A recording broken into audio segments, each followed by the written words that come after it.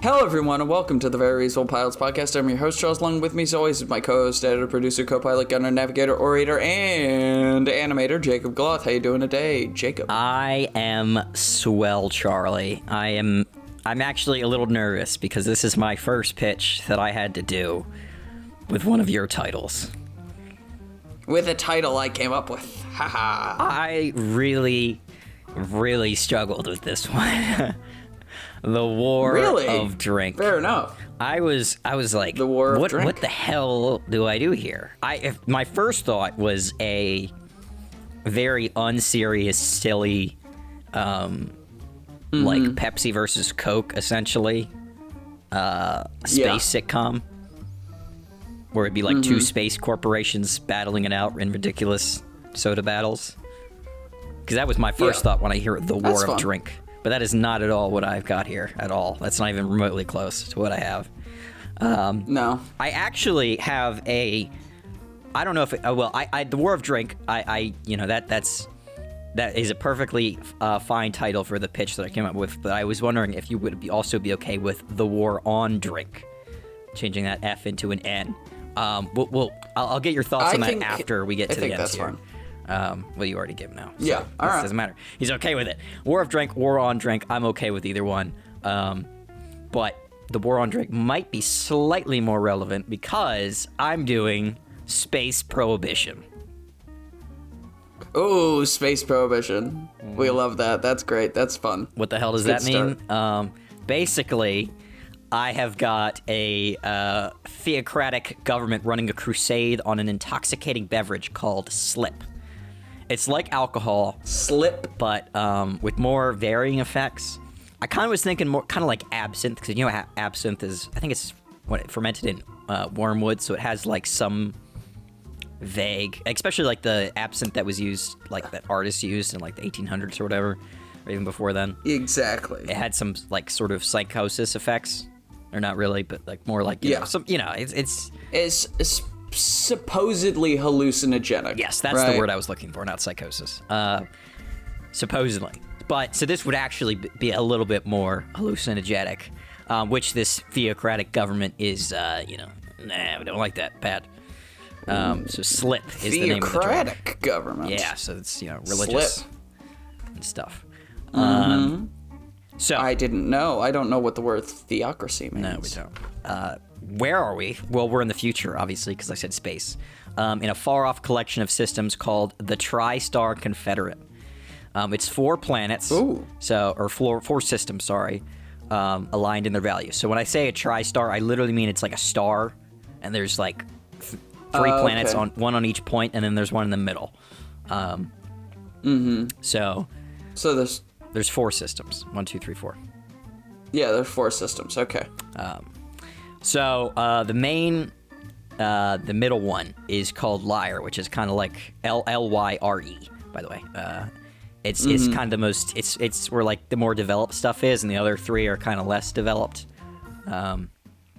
Basically like the East Coast versus like the middle of America, like Kansas and shit.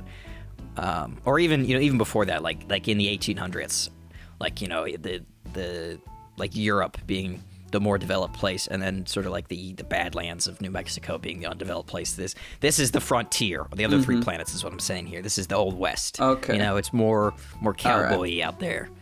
Now, the main capital on the main planet, or the main system, which is Lyre, the main capital planet is called Pine, because it's got really rich forests. But on the other side of the planet, it's where all the forests are and where all the big cities are. It's a big dark side of the planet where there's a bunch of mines and prison camps. It's a non-rotating planet. So when I say dark side of the planet, I literally mean it's just completely dark over there, and it's always sunny on the other side. Yeah. I don't know if that idea actually works astronomically, where a planet doesn't rotate, but it doesn't, because I said so. Well, guess what? This is science fiction. You can do whatever you want. That's true. Who are we following, Charlie? Well, first off, I don't know. We've got Captain Tyke Jones. Isn't that a great name? Tyke, Tyke. I mean, come on. Tyke Jones. I do like that. That is good. Tyke Jones is a one-eyed, slightly mad captain. He drank far too much Slip in his youth, and now it has kind of altered his brain a little bit. He's sober now, doesn't drink, but he has occasional slips. Good. Haha. Not meaning that he drinks, but Ha-ha, he has ha-ha. sort of like Like an acid flashback almost? Yeah, kinda. Like he has little like awkward moments. They're not like horrific. Like he's not gonna like beat somebody up. They're just kind of sort of comedic, where he just starts speaking in gibberish, and no one can understand him. And they're like, I don't know what he's doing. He can still like his motor functions work completely fine, and he does what he intends to do, but he's a little floppy, and he can't make sense. In his brain, he's making sense to everybody, but like no one can understand what he's saying or why he's doing what he's doing. Tyke is he's a very serious person. Besides being slightly psychotic, Like you. he's a super big libertarian. He wants no government except for a post office. That's all he wants. Okay. No rules, no Fun. laws, nothing except for a post office because he wants to get his mail. Libertarians do love the mail. Everybody This loves is the a mail fact. system. That's not true. They hate the mail system too. I think they hate most governmental systems. I was trying to think of somebody that just wants to know. He's an anarchist. He's basically the point is he just doesn't want anything besides the post office. That's the joke. Yeah. And he's not really clear where he's from and when he's from. It's a different place every time, you know? He's got a backstory kind of like Bob Dylan, where he lies so much that you're not really sure what's true. Yeah. He's just this enigmatic, like, wanderer. Then we've got Sister Captain Brew. Drunk. Sister Brew is not her real name. Her real name is too long and difficult to say in an evening. It's very complicated. That's fun. So she's an expert That's brewmaster. That's like a Terry Pratchett. Yeah. That's a Terry Pratchett joke right there. Thank you. That was my goal. Except I can't think of who Terry Pratchett is right now. I definitely recognize that name, but I can't think of who Terry Pratchett is. The Guardians of the Galaxy. No. Hitchhiker's Guide. Ah, okay. Yeah, I knew that is. That's Terry Pratchett, right? Now I have to double check Terry because Pratchett. you made me Looked it question up. my nerd cred. He's good. He wrote Good Omens, humorist, 41 fantasy novels, set on Discworld. Yeah. He wrote Discworld. I know that.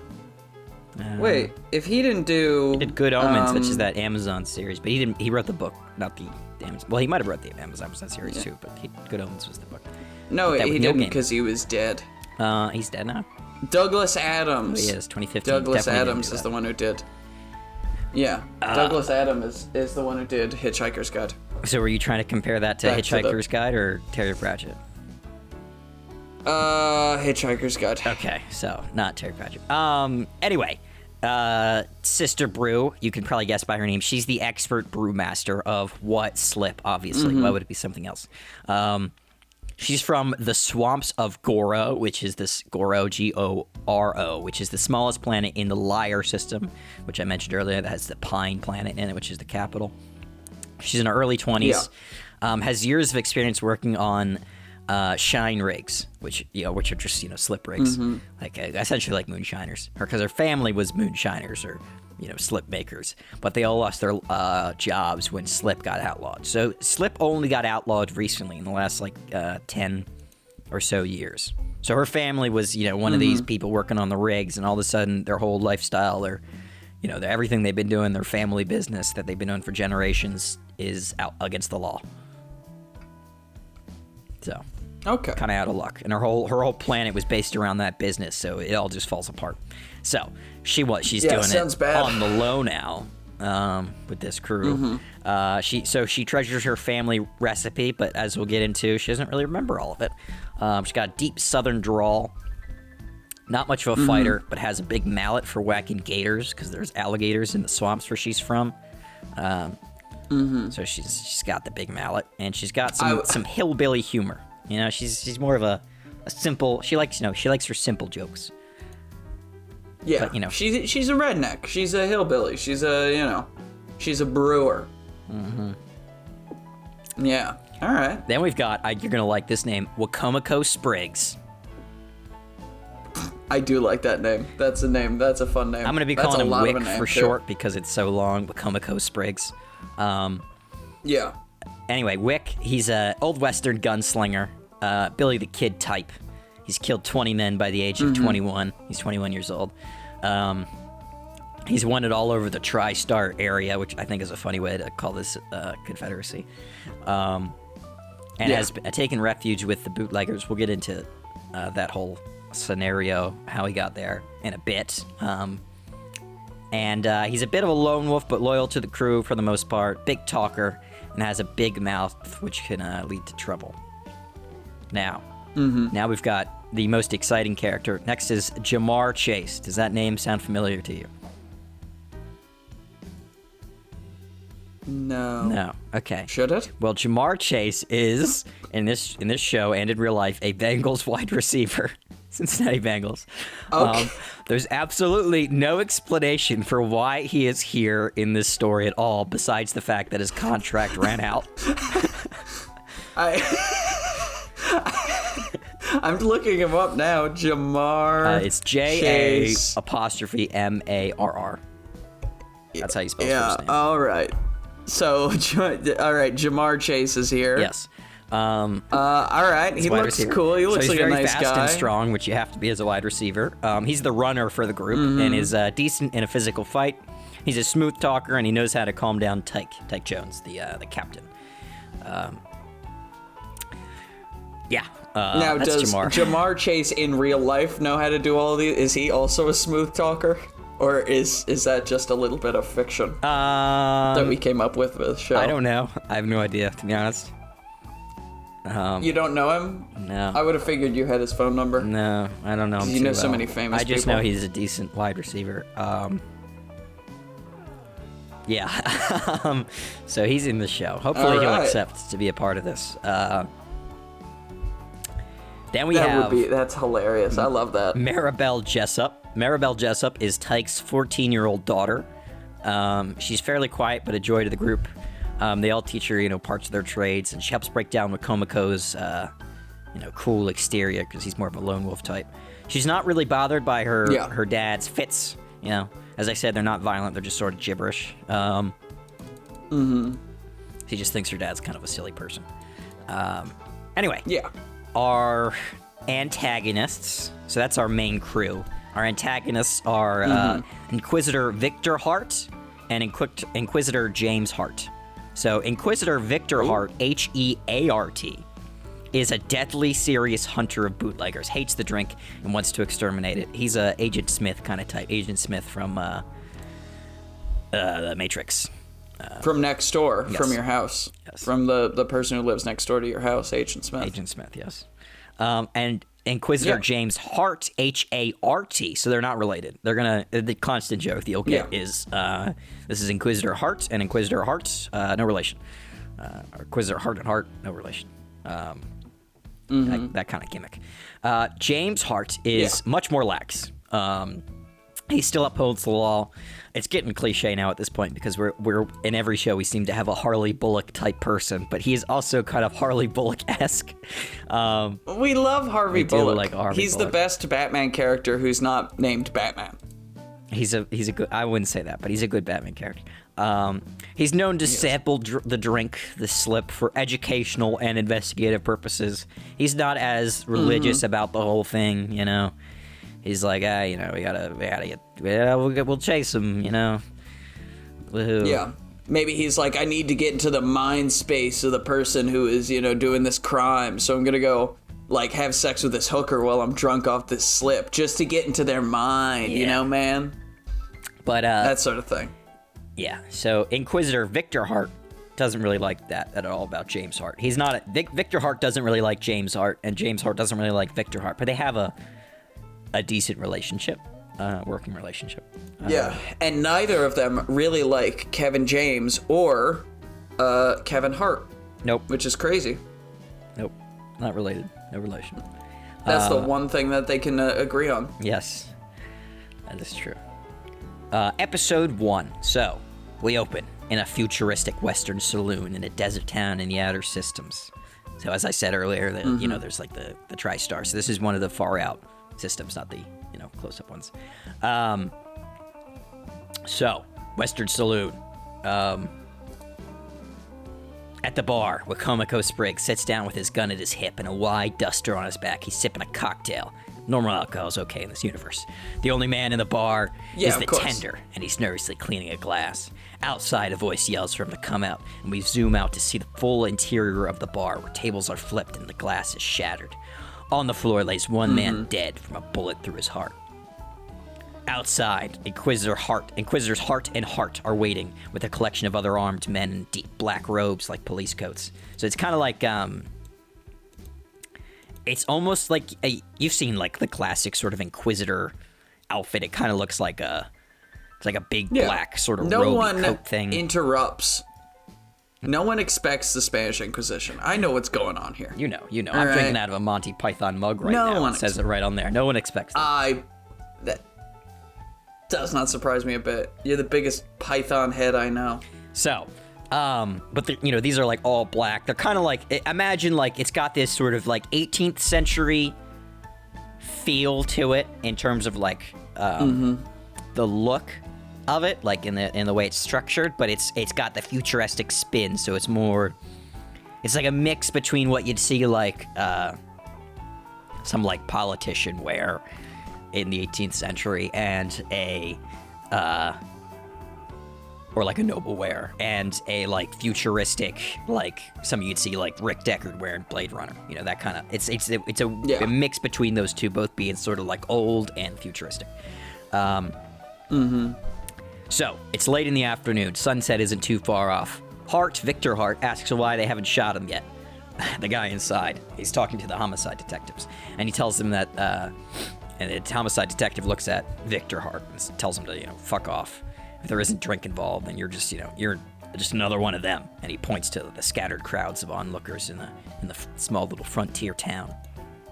James Hart, Victor Hart's partner, then asks the detective, why haven't you shot them yet? And the detective's like, oh yeah, we haven't shot him because the guy inside is Wicomico Spriggs. So immediately we get a feeling that none of these homicide detectives like Victor. Victor's a dick. So he says the guy inside is Wicomico Spriggs, a renowned gunslinger who's killed 20 men. And Victor Hart jumps in and says, 20 guys, he looks like he's barely, 19. And the detective quickly tells him to shut up. Hart repeats the question, and the detective says, well, he's only 20. That's why he looks so young. And he explains that they aren't going in until reinforcements arrive. Inside the bar, Wick asks the bartender if he has anything stronger. The bartender obviously says no, but a voice from the shadows says yes. Tyke Jones, a one-eyed, the one-eyed man with he's got a Stetson hat. I don't know if you know what a Stetson hat is, but it's like kind of cowboyish, but a little it's got like a little folded sort of look. I don't know how to explain it. You look up what a Stetson hat is, and that's what it is. Except his Stetson hat, one side is folded up, so it's like entirely, because it's a brimmed hat, so it's completely folded up. Okay. Pointing up towards where the top of his hat is, and in the middle, where the actual hat part is, where his head sits, there's a hole going right through, like someone shot a bullet through, but it's a big thick hole. Yeah. So like Preston Garvey's hat in Fallout 4? Yes, if that helps our audience understand what it is. I doubt it. Just look up Stetson hat and you'll know what it is. So, he's there. He's in the corner of the bar, so on the edge of the bar, like just sort of out of view from the door. And he asks the bartender for a glass, and he pulls out a bottle from his coat, and he gives a generous pour of it, and slides it across the table. Wick thanks him with a nod as the glass is sliding over. And as it does, the door creaks ever so slightly. So you hear the glass sliding across the table. Wick says thank you. And we just hear a little creak of the door. And in a flash, Wick spins around and shoots a man dead that was just walking through. We cut to back outside, where the detective that was just talking to Hart and Hart curses angrily at the dumbass lieutenant who just tried to be a hero, and yells for everyone to back up and wait for the enforcers. They'll be here in 5 minutes, he says. And as he's talking, Victor Hart spots the other man, Tyke. He looks in, he sort of has this look of recognition, and he pulls out a little futuristic-looking spyglass thing. and takes a closer look at the bottle that's now on the table and the glass with this, mysterious liquid in it. Back inside, Tyke gives roaring approval of Wick's quick hands at shooting that guy. And he mimes it a few times, and he, takes notice of the, he's like, that was a great shot. But as he's doing this, he takes notice of the man staring at him with a spyglass, and he says, shit. And he quickly tucks the bottle back in his coat. And he asks Wick if he wants to make some money with that quick hand before they kill him. Wick obviously agrees, and Tyke tells him to follow his lead. Back outside, Victor rips the pistol from the lead homicide detective's coat and fires a shot into the bar. It hits the bottle, which was now inside of Tyke's coat, and the bottle crashes and the liquid pours out, soils his coat and also spills all over the floor. And he shoots another shot at the glass. Yeah. And he's angrily yelling. And the detective obviously just got his gun ripped out. He's a little upset, so he starts angrily yelling. And Victor, gets right up into his face, and says that. He's seen slip in this surface, and by the order of, the royal decree, this investigation is now under his control. The detective is pissed off, as seemingly all police people are in movies and stuff, when they get their command ripped from them. And in real life. By the feds have come in. And he rolls his eyes. I know every time I grab a gun off of a cop and, start pointing at it at people and shooting it, people get very angry at me. Mm-hmm. All three times people have gotten pissed off. Caused some real problems. So, the detective, though, he's pissed off, but he can't do anything. And he rolls his eyes, bemoaning the stupid rules, but he doesn't have control anymore. And the men are ordered to storm the bar immediately. Back inside, Tyke and Wick flip to the other side of the counter as Tyke curses his lost booze, and the hole in his coat. Wick lays down, covering fire, and they try to hold their ground, but they're quickly getting outnumbered as all these, hopeless, police officers and detectives and all rush in to try to take them out. And they rush out. They're all just falling. Yeah, I mean, Wick is wiping them out. It's very clear that the detective, the homicide detective, was right, and they should have waited for their backup. So, but they're getting outnumbered. Wick and Tyke, they clearly can't keep this up for forever because while they are taking out a lot of guys, they're also getting outnumbered and overwhelmed. So they run outside, out the back door. They run from building through the bathhouse, through a gambling den, and an underground mafia doctor's clinic. So they're clearly fucking over a lot of people by doing this. Yeah. And the Inquisitors are chasing them, arresting everyone as they go along. Yeah. A bunch of illegal activities. I'm sure there's a fun sequence where it's you have they're on the one side of the patient who's got an open heart surgery happening. The cops are on the other side, they dodge, they go from right, left, trying to get away from the cops. And eventually Wick just pushes the open heart surgery guy onto the cops and spills his guts everywhere, and they run out the back. And that was the biggest mobster in the system or something, Yeah. Fun stuff like that. Bathhouse, grabbing, checking out girls, giving them a wink. Turns out that's, the mayor's daughter, right? All sorts of fun stuff. Poker game, some guy was just about to win, huge. They run through, spill all the cards and, everything. Yeah. And he's like, fuck, no! Dives. Screw his whole dive game across the table, knock all the pieces out, grab, smack the cards out of everyone's hands, roll. Sorts of fun stuff like that. So Tyke leads Wick into a mostly dead orchard where his ship is parked with a dozen of others. So this is sort of the landing zone or whatever.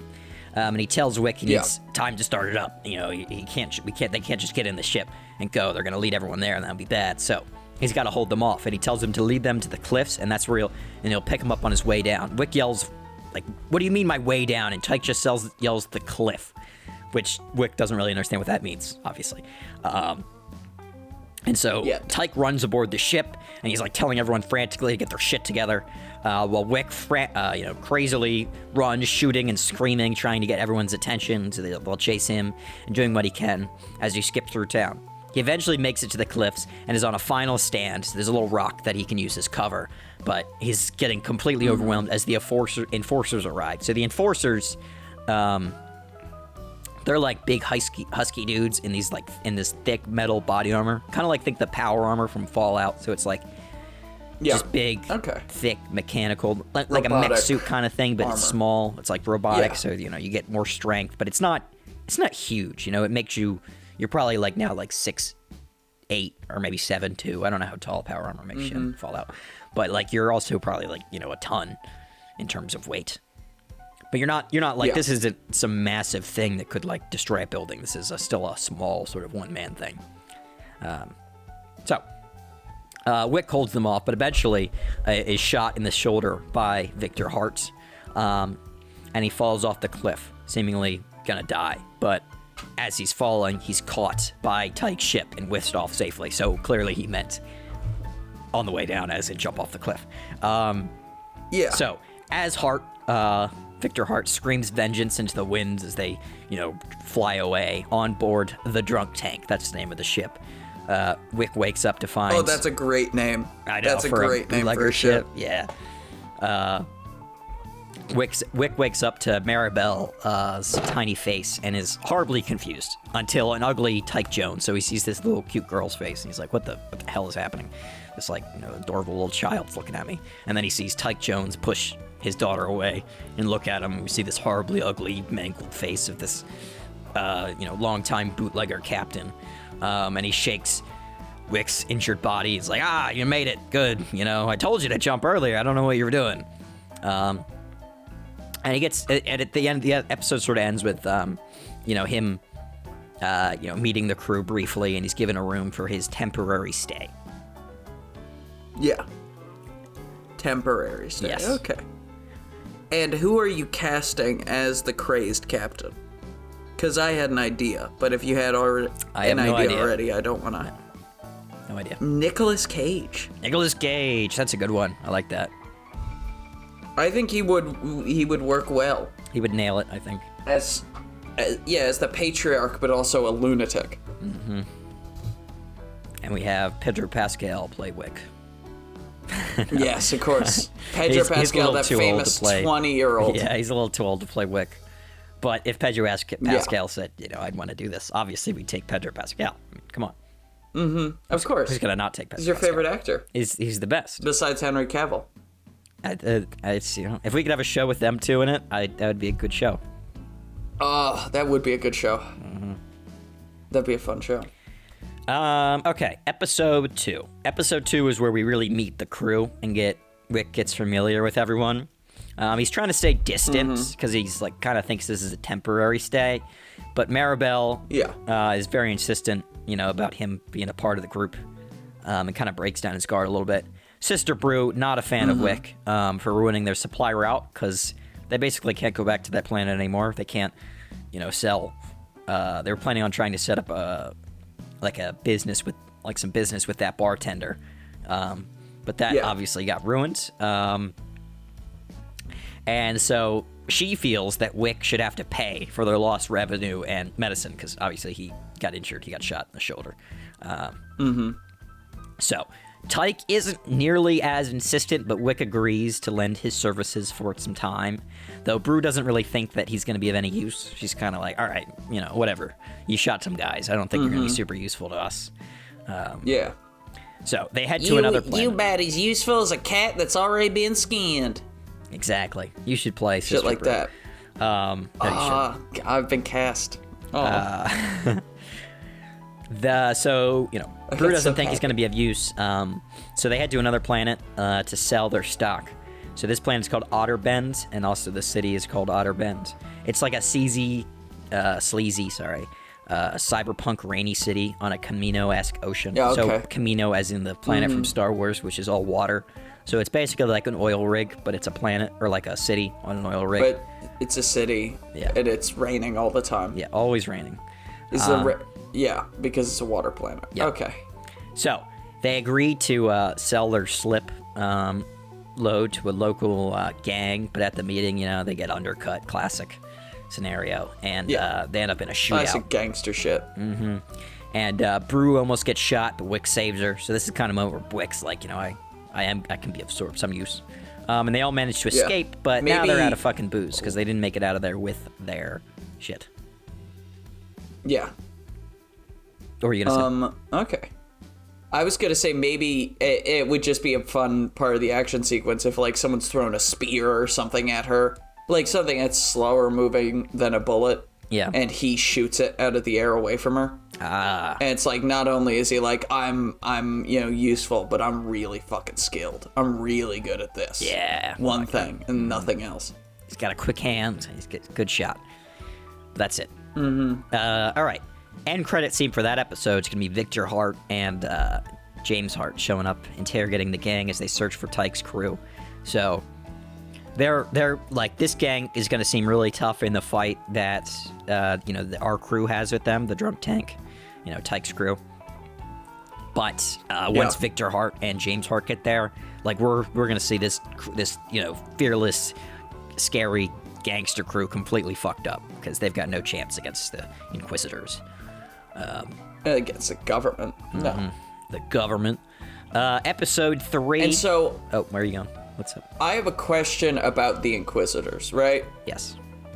So, you said it's a theocracy. Like, how dogmatic are they? Like, are they, like, crazy religious, Inquisitors? Or is it just kind of, like, more, day job, right? Like... Yeah. What varietal of theocracy are we dealing with here? So the Inquisitors here, the Inquisitor is just sort of like a fancy name for what's the detectives that are in charge of like vice detectives, essentially. That's really what they are. They're essentially vice detectives. That's more of what James Hart is. Because this whole profession is sort of new because it's only been outlawed recently. Yeah. Of course. So it's only like it's a new thing that's sort of been set up, and so there's people that are sort of, it's a career path that pays good. That's why James Hart's kind of in it. It's not as dangerous as homicide.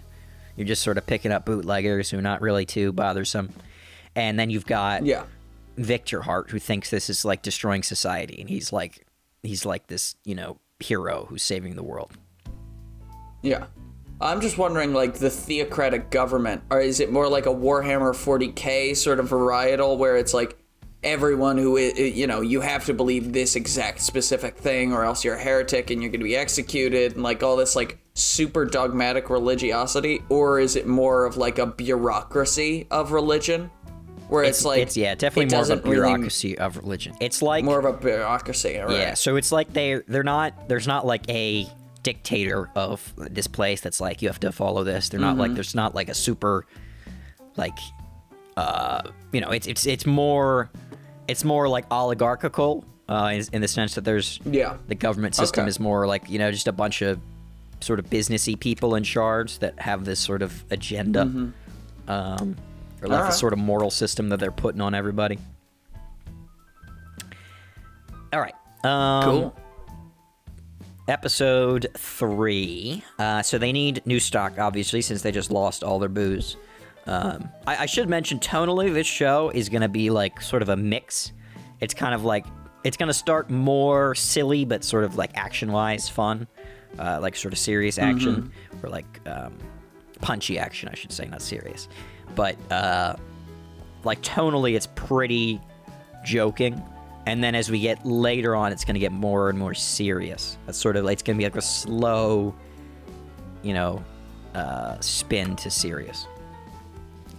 Yeah, but still, cool. we've got some jokes. Because I mean, fucking Jamar Chase is one of the characters. I mean, come on. Speaking of Jamar Chase, so they need a new stock, and Jamar points out that they need a better one this time, which sort of points a finger at Sister Brew. And she's like, okay, I'm sorry, my memory isn't that great. I haven't been making this stuff since I was 12 with like my family. So, when I was doing it then, 2 years ago, my mom directing me. 2 years, no, she's Jamal. This is Sister Brew, so she's 20. So this is like I know. 10 years ago. I would just think it'd be funny if she was like 14. Oh, no. This is our brewmaster. Yes. A child. That would be good too, actually. Anyway, but so her memory isn't great when it comes to this stuff because she did it when she was a child. So she has some sort of like instinctual feeling about what's supposed to go in next to the the concoction, but she doesn't actually remember, it's this much of this and that much of that. So if they went to, she's saying if they went to Goro or Homeworld and went to her family's old rig, she could probably, get the old recipe. But everyone's like, no, that place is a hellhole. It's swarming with Inquisitors. We'll be totally fucked if we go there. So everyone says no. And she says, well, my cousin, she might remember more. So let's go check in with her. And so they arrive in a farming planet in the frontier where they ask around about her cousin. And while this is happening, sort of Tyke is going to run into someone that he owes money because he left a poker game early. So he doesn't actually owe them money. He just left with all the winnings of a poker game, so they feel like they owe him because he didn't give them a chance to win back their money. That's the unwritten rules of high stakes poker. Mm-hmm. So now he has to play another high stakes poker game to settle his debts, which he no longer has the money that he originally had from winning. So that's a problem for him. Meanwhile, Wick and Brew find her cousin, and she's completely different and doesn't even remember Sister Brew. And they try to help her remember as they go through her house, and they're trying to figure out why she doesn't remember anything of her old family. And as they're going through her house, they find out her husband is an Inquisitor. I'm like, what? This is strange. Ooh. As they find that out, they find the photo and his badges and his stuff and everything, all the his uniform. And as they find that out, he gets home, and everyone freezes. And we just have this, this frozen moment where Wick's looking at him, and he's looking at Wick, and he's looking at Sister Brew. Clearly, everybody recognizes each other here. And Wick is left with no choice but to kill him. So he just... Oh, no. They both draw at the same time quickly, and Wick obviously gets the first shot in, and the guy dies, leaving... So now they have to flee because, they just killed somebody, and now they're gonna, they're gonna get in trouble because... Brew's distraught cousin is obviously going to call the Inquisitors because she still doesn't know who Brew is, and they just killed her husband. So she's distraught, and they have to leave her behind. Tyke, meanwhile, loses terribly in the poker game, and he can't repay his debt, so he's captured along with Jamar Chase.